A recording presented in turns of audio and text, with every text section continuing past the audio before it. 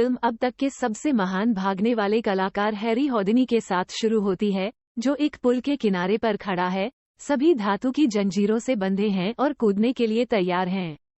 पृष्ठभूमि में हॉडिनी का उल्लेख है कि जबकि अन्य लोग अपने व्यस्त जीवन से बचना चाहते हैं, वह हमेशा जोखिम भरा कार्य करते हुए मृत्यु से बचने की कोशिश कर रहा है। वो फिर पुल से सीधे जमी हुई झील में कूद जाता है, जबकि लोगों की भारी भीड़ विस्मय से देखती है। फिल्म फिर 17 साल पहले वापस आ जाती है, जहां हॉडिनी अपनी पत्नी बेस हॉडिनी के साथ वेश्यालय जैसी जगह पर पहुंचती है, वहां दर्शकों का प्रदर्शन और मनोरंजन करती है। हालांकि जगह की जीर्ण शीर्ण स्थिति को देखकर हॉडिनी ने अपना विचार बदल दिया और बाहर निकलने का फैसला किया। लेकिन बेस का दावा है कि उनके पास कोई विकल्प नहीं है, क्योंकि उनके लिए पैसा खत्म हो रहा है। फिर वह वहां के लोगों से घोषणा करती है कि हॉडिनी एक ऐसा कार्य करने जा रहा है जिसमें वह हथकड़ी लगाए हुए एक बंद ट्रंक से बच जाएगा। जबकि अधिकांश लोग चकित हैं, उनमें से एक उपहास करता है कि कोई भी ऐसा कर सकता है, क्योंकि वे जो हथकड़ी लाए थे वे नकली हैं। लेकिन हॉडिनी, जिसके पास हमेशा एक बैकअप योजना होती है, दर्शकों से कहता है कि वह कोई भी हथकड़ी पहनेगा जो उसे दी जाएगी। हैरानी की बात यह है कि जिस व्यक्ति ने उनके प्रदर्शन को नकली करार दिया था, वह खुद एक पुलिस वाला निकला, और वह उनके सामने कुछ असली हथकड़ी फेंकता है। पहले तो हॉडिनी अत्यधिक दबाव के कारण घबरा जाता है, लेकिन जब पुलिस वाले उसके हाथों में हथकड़ी लगाते हैं, तो वो चिढ़ जाता है। फिर वह धीरे धीरे मुड़ता है और अपनी बेल्ट में छिपी एक पिन जैसी चीज का उपयोग करके उसे खोलता है। ये तुरंत पुलिस सहित भीड़ को प्रभावित करता है, और वे सभी सम्मान के साथ उसकी सराहना करते हैं। उस दिन के बाद से हॉडिनी बेस्ट की उपाधि से पूरे अमेरिका में प्रसिद्ध हो गया। गायब होने वाला कलाकार। उन्होंने न केवल हथकड़ियों से, बल्कि अपने शरीर के चारों ओर लिपटी धातु की जंजीरों से भी बचते हुए कई अन्य शो करना शुरू कर दिया। एक रात बेस ने उल्लेख किया कि वो प्रदर्शन करने के अलावा कुछ और करना चाहती है, लेकिन हॉडिनी यह स्पष्ट करती है कि वो सामान्य जीवन में वापस नहीं आना चाहती। इसके बजाय वो दुनिया का सबसे अच्छा एस्केप आर्टिस्ट बनना चाहता है। इसके साथ दृश्य कई दशक पहले वापस आ जाता है, जब हॉडिनी और उसका भाई दास एक यात्रा समूह को एक मायावी कृत्य करते हुए देख रहे हैं। हॉडिनी इस प्रदर्शन से इतना प्रभावित हुआ कि उसने तुरंत ही जादूगर बनने और उससे जीविका कमाने का सपना देखना शुरू कर दिया। और दिन बीतने के साथ वो छोटी छोटी तरकीबें सीखता है और इससे कुछ पैसे कमाता है। हॉडिनी अपनी माँ के पास पैसे घर लाता है और उसे खुश करता है। लेकिन उनके पिता वास्तव में हॉडिनी के सार्वजनिक रूप से प्रदर्शन करने के शौकीन नहीं थे। इस वजह से वो कम उम्र में ही अपने भाई के साथ घर छोड़ देते हैं और अपने दम पर कुछ करने की ठान लेते हैं। साथ में हॉडिनी भाई सड़कों पर प्रदर्शन करना शुरू करते हैं और अपनी मां का समर्थन करने के लिए पैसे इकट्ठा करते हैं। कुछ साल बीत जाते हैं और एक दिन सड़कों पर प्रदर्शन करते समय हॉडिनी ने अपने भावी साथी ब्यास को एक प्रदर्शन समूह के लिए नाचते हुए देखा। वो चुपके से उसका प्रदर्शन देखता है और जल्दी से उसकी सुंदरता पर फिदा हो जाता है। अधिनियम के बाद वो बेस से संपर्क करता है और उससे पूछता है कि क्या वो उसके साथ काम करना चाहेगी, जिसे वो मान लेती है। उस दिन से दोनों बहुत अच्छी तरह से साथ हो जाते हैं और दुनिया भर में यात्रा करते हैं, प्रसिद्ध लोगों के लिए जादू के करतब दिखाते हैं।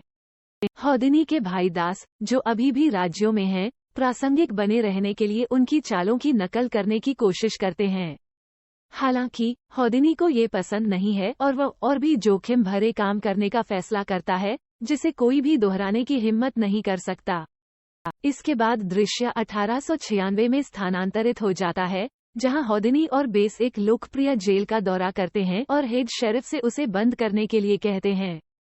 अपेक्षित रूप से शेरिफ ने मना कर दिया, यह उल्लेख करते हुए कि वो केवल अपराधियों को बंद कर सकता है। लेकिन जब हॉडिनी ने उनकी जेल की गुणवत्ता का मजाक उड़ाना शुरू किया और इस कारण के लिए $100 की शर्त लगाई, तो वह क्रोधित हो गया और ऐसा करने के लिए सहमत हो गया।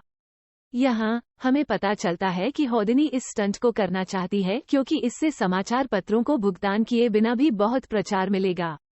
इस बीच शेरिफ हॉडिनी को बहुत अच्छी तरह से बंद कर देता है, उसे जाने से पहले एक चुंबन देता है। शेरिफ को शक है कि उसने उसके मुंह में कुछ डाला है, लेकिन जब उसने जांच की तो उसे कुछ नहीं मिला। तट के साफ होने के बाद हौदिनी ने एक धातु की ओपनर निकाली जिसे उसने बेस को चूमने के बाद निगल लिया था और जेल से बचने के लिए इसका इस्तेमाल करता है। नतीजतन मीडिया उन्माद में चला जाता है और हौदिनी रातों रात प्रसिद्ध हो जाता है।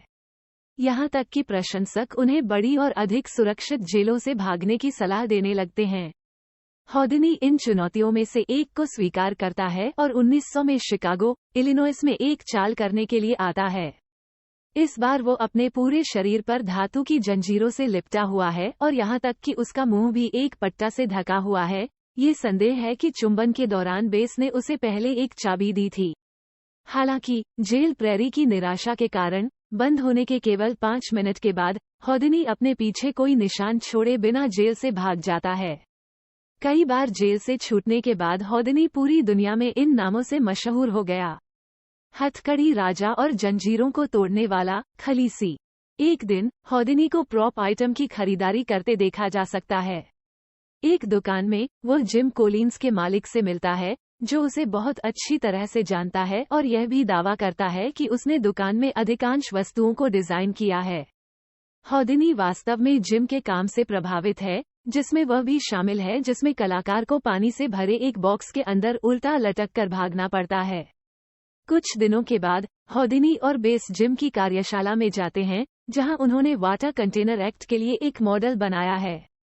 जैसे ही वो बॉक्स को देखता है, हौदिनी जिम के सहायकों की सहायता से कंटेनर में कूद जाता है ताकि यह जांच सके कि वो पानी के भीतर अपनी सांस को कितनी देर तक रोक पाएगा। वो प्रभावशाली ढंग से कुछ मिनटों के लिए स्थिर रहता है और बाहर निकलने का संकेत देता है। लेकिन दुर्भाग्य से जब जिम और उसके चालक दल हौदिनी को बाहर निकालने की कोशिश करते हैं, तो कंटेनर के ऊपर का आयताकार बॉक्स फंस जाता है, जिससे चारों ओर हर कोई भयभीत हो जाता है। सौभाग्य से जिम के पास एक कुल्हाड़ी पड़ी हुई है, जिसका उपयोग वह कंटेनर को चकनाचूर करने और हौदिनी को मुक्त करने के लिए करता है। दृश्य तब तेजी से आगे बढ़ता है जब हौदिनी वाटर कंटेनर का प्रदर्शन कर रहा होता है। बड़ी संख्या में दर्शकों के सामने लाइव अभिनय करें। वो दर्शकों को ये भी बताता है कि आपातकाल के मामले में उसके पास कंटेनर को तोड़ने के लिए अग्निशमन विभाग के कार्यालय के प्रमुख के हाथ में एक कुल्हाड़ी है। हौदिनी फिर अभिनय करना शुरू कर देता है, उसके पैर आयताकार बॉक्स में फंस जाते हैं। जिम शो की मेजबानी कर रहा है और वह सहायकों को कंटेनर को कवर करने के लिए कहता है। कुछ मिनट बीत जाते हैं, लेकिन हौदिनी कोई हलचल नहीं दिखाता है, इसलिए भीड़ चिंतित होने लगती है। नतीजतन शिकागो अग्निशमन विभाग का प्रमुख कंटेनर को तोड़ने के लिए वहां पहुंचता है और जब वह वापस मुड़ता है तो पता चलता है कि वह कोई और नहीं बल्कि हौदिनी है। भीड़ विस्मय में दहाड़ती है, क्योंकि उन्होंने ऐसा पहले कभी नहीं देखा। हौदिनी की लोकप्रियता पूरे देश में फैलने के साथ यूएस सीक्रेट के निदेशक सेवा उसकी जांच शुरू करती है। उनका मानना है कि हौदिनी एक अवैध अप्रवासी है जो बेकार के कामों से लोगों को बेवकूफ बनाता रहा है। लेकिन सौभाग्य से कोई भी बाधा सामने आने से पहले हुडनी ब्रिटिश सीक्रेट सर्विस MI5 के प्रमुख सर विलियम मेलविले से संपर्क करता है। विलियम हुडनी के जन्म स्थान को हंगरी से अमेरिका में संशोधित करता है और बदले में संयुक्त राज्य अमेरिका और ब्रिटेन के दुश्मनों से गुप्त जानकारी मांगता है। योजना पर काम करते हुए हौदिनी जर्मनी जाता है और महान कैसर परिवार के लिए प्रदर्शन करता है। लगभग असंभव बुलेट कैचिंग मैजिक ट्रिक करने के बाद वो अंततः उनके होश उड़ा देता है। इसके बाद हौदिनी विलियम के अधिकारियों में से एक रिले से मिलता है और उसे कुछ गुप्त जानकारी प्रदान करता है जो उसने कैसर के आसपास रहते हुए सुनी थी। रिले वास्तव में काम से प्रभावित है और उसकी प्रशंसा की बौछार करता है। वो फिर छोड़ देता है, लेकिन हौदिनी को रूसी व्याकरण वाली एक लाल किताब देने से पहले नहीं, उसे अगले मिशन के लिए स्थापित करता है। कुछ दिनों बाद हौदिनी और उसके साथी बेस को मॉस्को, रूस में एक प्रतिष्ठित और शक्तिशाली परिवार के लिए प्रदर्शन करते देखा जा सकता है। उनका दिल जीतने के लिए हौदिनी चतुराई से एक खेल खेलता है जहां वो उनकी इच्छाओं को पूरा करेगा। वो उनसे उनकी इच्छाएं लिखवाता है और परिवार की बेटी को एक चुनने देता है। इसमें लिखा है, क्रेमलिन की घंटी बजाओ। हर कोई इस इच्छा पर हंसता है, क्योंकि क्रेमलिन 100 साल से अधिक समय से नहीं बज रहा है। लेकिन हौदिनी होने के नाते एक छोटी सी रस्सी बनाने के लिए जादू का उपयोग करता है जिसे वो छोटी लड़की को खींचने देता है, और जैसे ही वो ऐसा करती है, क्रेमलिन की घंटी बजने लगती है, जिससे सभी लोग पूरी तरह अविश्वास में पड़ जाते हैं। यहाँ तक कि उन्हें सम्मान देने के लिए सिर भी झुकाते हैं। मुझे यकीन है कि हौदिनी ने पैसे को प्राथमिकता दी होगी, लेकिन मुझे लगता है कि सिर झुकाना अच्छा है। अगले दिन हौदिनी लंदन में विलियम से मिलता है और उसे जानकारी देता है कि रूसी क्या कर रहे हैं। विलियम उसके उत्कृष्ट कार्य की प्रशंसा करता है और यह भी पूछता है कि वो घंटी कैसे बजा पाया। क्रेमलिन घंटी। हौदिनी ने खुलासा किया कि सब कुछ सेट किया गया था। जब छोटी लड़की ने एक इच्छा का चयन किया, तो उसने चुपके से इसे पहले से तैयार किए गए एक के साथ बदल दिया, और हर बार जब लड़की रस्सी पर खींचती थी, तो उसके सहायक जिम, जो दूर से देख रहे थे, क्रेमलिन घंटी को अपने स्निपर के साथ गोली मार दी। विदा होने से पहले विलियम हौदिनी से कहता है कि अब वह चाहता है कि वो जर्मन राजदूत से मिले और उनसे कुछ उपयोगी जानकारी प्राप्त करे।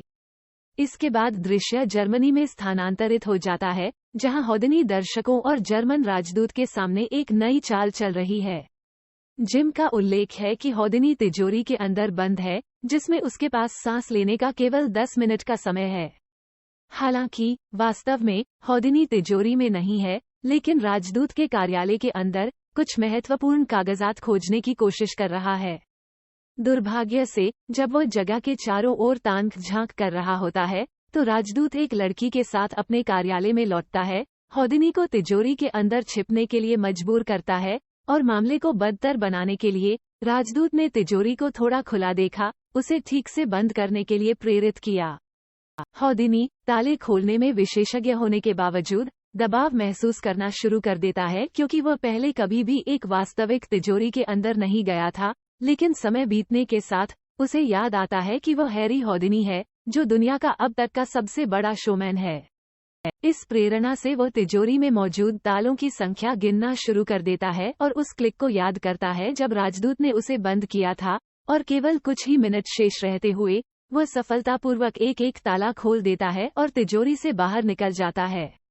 मंच पर वापस जब जिम तिजोरी खोलता है, तो वो इसे 20 के लिए 10 साल की सालगिरह के कई उपहारों से भरा हुआ पाता है। इस बीच हौदिनी विलियम से मिलता है और मंच में प्रवेश करने से पहले उसे दस्तावेज सौंपता है और 20 को उसका साथी होने और पिछले 10 वर्षों से उसे सहन करने के लिए धन्यवाद देता है। हालांकि उसे नकली इशारा पसंद नहीं है। वो शो के बाद हौदिनी से भिड़ जाती है और कहती है कि उसे केवल दर्शकों का मनोरंजन करने की परवाह है और कुछ नहीं। एक बात दूसरे की ओर ले जाती है और दोनों में बहस हो जाती है, जिसके परिणामस्वरूप हौदिनी अकेले बाथरूम में रात बिताती है। हौदिनी जिस एक चीज से नहीं बच सकता, वो है कुत्ते का घर। एक दिन हौदिनी और जिम एक थिएटर के अंदर चार्ली चैपलिन का वीडियो प्रदर्शन देख रहे हैं। हौदिनी का मानना है कि चार्ली कुछ खास नहीं कर रहा है, लेकिन जिम उसे बताता है कि वह नया प्रतियोगी है। बाद में रात में हौदिनी घर लौटती है और फिर से बेस के साथ बहस करती है। उत्तरार्ध हौदिनी से अपने जीवन को जोखिम में डालने का आग्रह करता है, लेकिन वो उल्लेख करता है कि उसे लोगों को भ्रमित करने और जीवित उभरने में मजा आता है। जैसा कि दोनों ने चर्चा जारी रखी, हौदिनी ने बर्फ से भरे गिलास को नोटिस किया और इसे अपनी अगली चाल में इस्तेमाल करने का फैसला किया। वो फिर बाथरूम में जाता है और जिम को बर्फ से भरी बाल्टी लाने और उन्हें टब में डालने के लिए कहता है। इसके बाद वो बर्फ से भरे बाथटब के अंदर लेट जाता है, अपने अगले स्टंट के लिए अभ्यास करता है। कुछ दिनों बाद हौदिनी को एक पुल के किनारे पर धातु की जंजीरों से बंधे अपने हाथों से खड़े देखा जा सकता है, जो जमे हुए पानी के एक कुंड के अंदर कूदने के लिए तैयार है। फिल्म की शुरुआत से ही सीन वही है। हौदिनी के कूदने के बाद बेस भयभीत और चिंतित हो जाता है, लेकिन उसकी और बाकी सभी की खुशी के लिए हौदिनी कुछ ही मिनटों में पानी के भीतर अपनी धातु की जंजीरों और हथकड़ी को खोलने का प्रबंधन करता है। हालांकि जब ऐसा लगता है कि प्रदर्शन समाप्त हो गया है, हौदिनी पानी की धाराओं में बह गया है। वह थोड़ी देर के लिए संघर्ष करता है, एक रास्ता खोजने की कोशिश करता है, जब तक कि वो अपनी मां की कल्पना नहीं करता है, और उनकी मदद और मार्गदर्शन से वो सुरक्षित रूप से जमे हुए पानी से बच जाता है। अपने पति को हर बार अपने स्टंट करने के लिए अपनी जान जोखिम में डालते हुए देखकर बेस फिर से घर पर उसके साथ बहस करती है। पहले तो हौदिनी को गुस्सा आता है और वह चला जाता है, लेकिन बाद में वह घर लौटता है और उससे अधिक प्रतिक्रिया करने के लिए माफी मांगता है। वो अब से केवल सुरक्षित कार्य करने के लिए भी सहमत है। इसके बाद अगले कार्य के दौरान हौदिनी ने अपने जीवन को जोखिम में नहीं डाला और दर्शकों को आश्चर्यचकित करते हुए एक हाथी को पतली हवा में गायब कर दिया।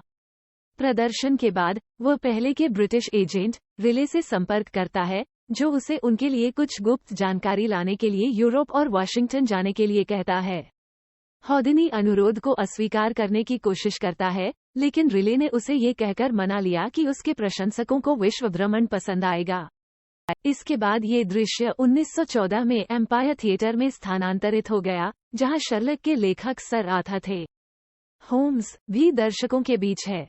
जैसा कि वो उत्सुकता से देखता है, हौदिनी एक ईंट की दीवार के माध्यम से चलने का कार्य करता है, जिसने सभी को आश्चर्यचकित कर दिया। प्रदर्शन के बाद आर्थर व्यक्तिगत रूप से हौदिनी के पास जाता है और उसके महान कार्य के लिए उसकी प्रशंसा करता है। दुर्भाग्य से जैसे ही आर्थर निकलता है, जिम हौदिनी से मिलता है और उसे एक टेलीग्राम देता है। हौदिनी ने पत्र पढ़ा, जो उनके भाई का है, जिसमें उन्हें उनकी मां की मृत्यु की सूचना दी गई थी। खबर के साथ हौदिनी तबाह हो जाता है और फर्श पर गिर जाता है। बेस उसके पास जाता है और उसे अपनी गोद में ले जाता है।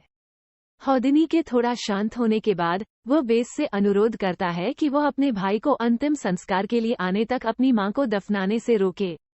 अगले दृश्य में हौदिनी को उसकी मां के अंतिम संस्कार में देखा जा सकता है, जहां जिम पूछता है कि क्या वह अपनी अलौकिक शक्ति का उपयोग करके उससे संपर्क कर सकता है, जो उसने पहले अपने एक कार्य में किया था।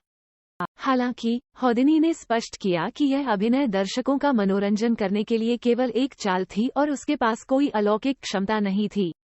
त्रासदी के बाद हौदिनी का व्यक्तित्व पूरी तरह से बदल जाता है।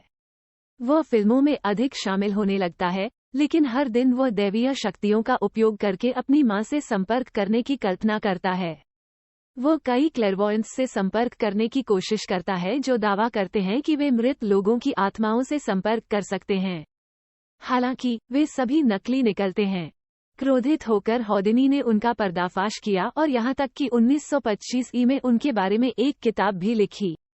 एक दिन हौदिनी फिर से सर आर्थर और उनकी पत्नी लेडी डॉयल से मिलता है, जो बाद में एक भेदक होने का दावा करती है। लेडी डॉयल का दावा है कि वो उसे अपनी मां से मिलवा सकती है और उसके साथ व्यक्तिगत बैठक की तैयारी कर सकती है। उसी समय एक ज्योतिषी आता है और जब हौदिनी उसे अपना भाग्य बताने के लिए कहता है, तो वो उसकी हथेली पड़ती है और भविष्यवाणी करती है कि वो जल्द ही मर जाएगा। उसके लिए धन्यवाद, ये रहे 5 रुपये। बाद में हौदिनी डॉयल दंपति के साथ है, जो अपनी मां की आत्मा को बुलाने की तैयारी कर रहा है। लेडी डॉयल एक पेंसिल उठाती है और कागज के एक टुकड़े पर कुछ लिखती है। माना जाता है कि यह हौदिनी की मां की आत्मा के प्रभाव में है। प्रक्रिया के बाद हौदिनी खुश हो जाती है और अपनी मां से संपर्क करने के लिए लेडी डॉयल को धन्यवाद देती है। दुर्भाग्य से जब हौदिनी ने लेडी डॉयल द्वारा लिखे गए ग्रंथों की जांच की, तो उन्होंने पाया कि वे नकली हैं। वह पाठ में स्पष्ट अंग्रेजी लेखन पाता है, जबकि उसकी मां भाषा का एक शब्द भी नहीं बोल सकती थी। वो जिम को ये भी बताता है कि उस दिन उसका जन्मदिन था और उसकी मां इसे कभी नहीं भूल पाएगी। इस सबूत के साथ वो घोषणा करता है कि लेडी डॉयल नकली है और उसे और सर आर्थर को रेडियो कार्यक्रमों और समाचार पत्रों के साक्षात्कार के माध्यम से उजागर करता है। वो ये भी घोषणा करता है कि वो किसी को भी $25,000 प्रदान करेगा जो उसकी मृत मां के साथ वास्तविक संपर्क कर सकता है। 1926 में हौदिनी बोस्टन, मैसाचुसेट्स में एक कुख्यात क्लेरवॉयंट से मिलने के लिए जाता है, जो खुद को मार्जोरी कहता है। वो उसके एक टेबल सत्र में भाग लेता है और उसके नकलीपन को उजागर करता है। क्रोधित होकर मार्जोरी हौदिनी के होटल के कमरे में जाता है और उसे लुभाने की कोशिश करता है, लेकिन कोई सफलता नहीं मिली। इसलिए जाने से पहले वो हौदिनी को याद दिलाती है कि वह जल्द ही मर जाएगा और उसके बाद वे उसकी आत्मा के मालिक होंगे। हौदिनी का अगला शो डेट्रॉइट, मिशिगन में निर्धारित है, जहां वह पानी से भरे एक आयताकार बॉक्स से बचने का अभिनय करता है। हॉदिनी ने कई मौकों पर ऐसा किया है, लेकिन इस बार उसका टखना टूट गया। प्रदर्शन के बाद एक डॉक्टर उसके पास जाता है और उसे आराम करने के लिए कहता है, लेकिन हॉदिनी का जवाब होता है कि वह अपने शो को मिस नहीं कर सकता है और इसलिए टूटे हुए टखने के साथ प्रदर्शन जारी रखने का फैसला करता है। बाद में जब हॉदिनी अपने प्रशंसकों के साथ होता है, एक आदमी उसके पास आता है और लेडी डॉयल के खिलाफ बोलने के लिए उसके पेट में जोर से घूंसा मारता है। हॉदिनी दर्द से कराहता है, लेकिन इसके बारे में ब्यास या जिम से बात नहीं करता है और बस अपना अगला शो करने जाता है। दुर्भाग्य से जब वो दर्शकों को संबोधित कर रहा था, वो अचानक गिर गया। जिम को तुरंत एक एम्बुलेंस बुलाने के लिए प्रेरित किया। अस्पताल में डॉक्टर हॉदिनी को खोलते हैं और पाते हैं कि उसके पास एक टूटा हुआ अपेंडिक्स है और उसके बचने की बहुत कम संभावना है। डॉक्टरों में से एक हॉदिनी के पास जाता है और उसे बुरी खबर सुनाता है। वो इस बारे में भी बात करता है कि कैसे हॉदिनी एक महान कलाकार है जिसने लाखों लोगों को उनके दुखों को भुला दिया। दूसरी ओर बेस और जिम को भी खबर के बारे में पता चलता है और वे तबाह हो जाते हैं। और कुछ ही समय में ये खबर जंगल की आग की तरह फैल गई और बेस को हॉदिनी के स्वास्थ्य की स्थिति के बारे में चिंता व्यक्त करते हुए कई पत्र प्राप्त हुए। दयालु भाव उसे प्रेरित करते हैं और अंत में उसे एहसास होता है कि उसके पति ने दुनिया भर के लाखों लोगों को कितनी खुशी दी है। दुर्भाग्य से हॉदिनी की 52 वर्ष की कम उम्र में मृत्यु हो जाती है, जबकि उसकी देखभाल करने वाली नर्सों में से एक में उसकी मां को देखा जाता है। महान हॉदिनी के निधन पर पूरी दुनिया शोक में डूबी है। ये फिल्म न्यू चर्च के पहले अध्यात्मवादी रेवरेंड आर्थर फोर्ड के साथ समाप्त होती है। यॉर्क, श्रीमती को आमंत्रित करना। हॉदिनी ने अपने एक सत्र के लिए हैरी से संपर्क करने की कोशिश की। ऐसे ही रोमांचक और शानदार कहानियों के लिए चैनल को आज ही लाइक और सब्सक्राइब कर लीजिए, क्योंकि दोस्तों हम हर रोज आपके लिए नई फिल्म लाते रहेंगे। आप और कौन सी मूवी यहाँ देखना चाहते हो, कमेंट सेक्शन में बताओ।